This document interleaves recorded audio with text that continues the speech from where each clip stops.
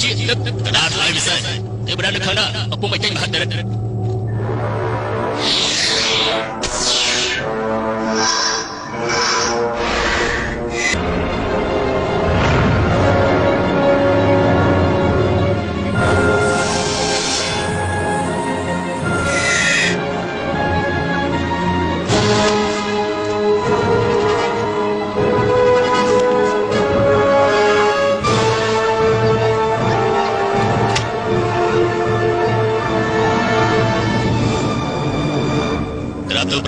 ទូលបង្គំតាមស្ដាប់ទីតាំងដែលមានពលិនៅខ្សែព្រំដែននគរតូចឲ្យឡាយសមុទ្រខាងកើតនៃតំបន់សង្សិនមានភ្នំហួរគួរមួយនៅលើភ្នំមានដុំថ្មទឹកមួយដុំថ្មនោះបែកប្រេះក៏ឃើញស្វាមួយក្បាលកំពុងតែមើលទៅគ្រប់ទិសទីខ្សែចក្ខុគេគឺជាពលិមាសបាច់ទៅលុបបេដីហើយពលិមាសនោះនឹងរលត់ដល់ខ្លួនឯងពួកលោកពិនិត្យដោយលំអិតកុំឲ្យមានរឿងអ្វីកើតឡើយលោកបារម្ភពេកហើយសត្វនៅខាងក្រៅជាធាតុពិសេសនៃមេដីបង្កើតឡើងមិនចាំបាច់បារម្ភពេកទេ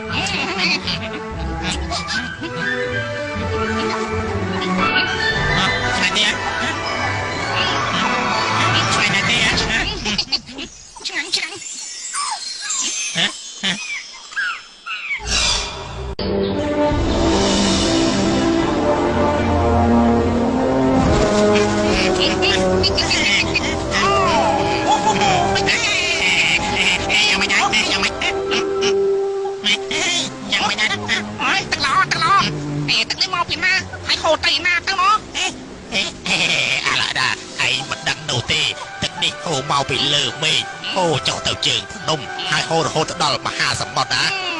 មិនហើយអ្នកទាំងអស់គ្នាតើណាហ៊ានហើយបើមានសមត្ថភាពចូលទៅក្នុងប្រភពដើមនេះទៅបើមិនរបួសខ្លួនទេពួកយើងនឹងគោរពធ្វើជាស្ដេចណាតែល្អដែរទេមិនហើយ